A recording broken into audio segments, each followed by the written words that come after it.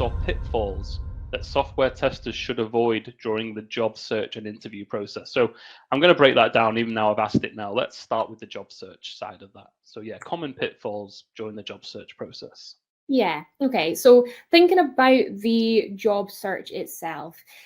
So I would say if you hit the main essential skills, apply for that job, particularly if you are a woman. There are stats that say women won't apply to a job unless they hit 100% of the skills that are required.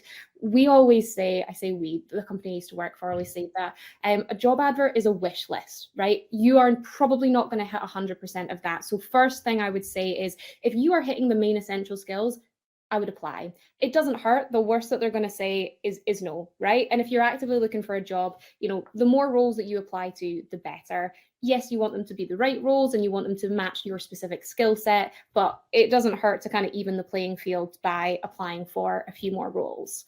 In terms of thinking about CVs, what I would say is avoid putting down every single tool, technology that you have ever had exposure to. Like genuinely, I've spoken to people that have put down, for example, performance testing, and they did it for 1 week 20 years ago, and it's just not relevant. And I actually did a little bit of research into talking to test managers a few years ago, and that type of CV where every tool or technology is listed actually really puts them off because they can't work out where that core skill set is. So I'd really focus on kind of what you are good at and what you know, and then maybe an area of like things you've delved into or explored but aren't your kind of core skill set.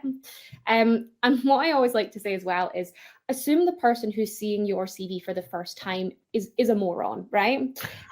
Because it might be a recruiter, but if it's a small business, it might be office admin, it might be an office manager, it might be HR, it might be the technical team, but it might not be. So, obviously there's an element of jargon in the terms of like tools and technology that are important to be on your CV. But yeah, I would just always kind of over communicate and almost simplify what you're saying so it can be understood by someone who's not technical.